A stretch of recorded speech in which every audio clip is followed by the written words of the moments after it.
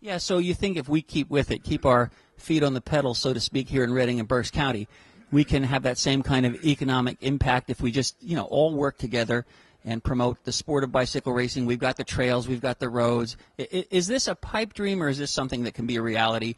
And when you answer that, also tell me, is it an overstatement, or is it about right to say that the impact that what you did with the sport of bicycle racing, just in Philly, not the other cities that you've worked in many, has had impact to this day in the millions and millions and millions of dollars on the positive side? Well, there's no question. I mean, we used to do economic surveys back in the 90s and early 2000s when the race was really in its heyday, and we had 20 to 25 million dollars in economic impact over that week when the riders were in town and people were coming in from all over the country and all over the world really to watch the race. And then what it also does, Dave, is it stimulates people who've never seen the city to come back again. And like you say, many people come and they want to go to the wall when in the off season. They come over in the winter. And people ride their bikes up it all year round just because they've heard about it.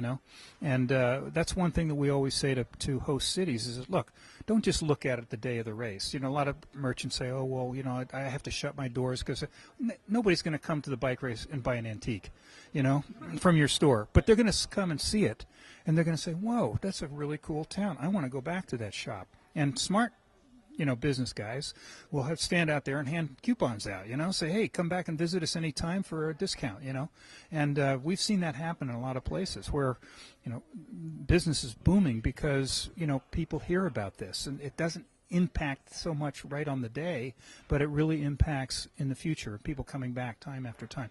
And what's happened in Manayunk. I mean, the bike race was a big stimulus to the turnaround of that whole community. It wasn't the whole thing, but bars sprung up, bike shops, all kinds of businesses took the excitement and built, got excited about it because this was a new booming area of the city.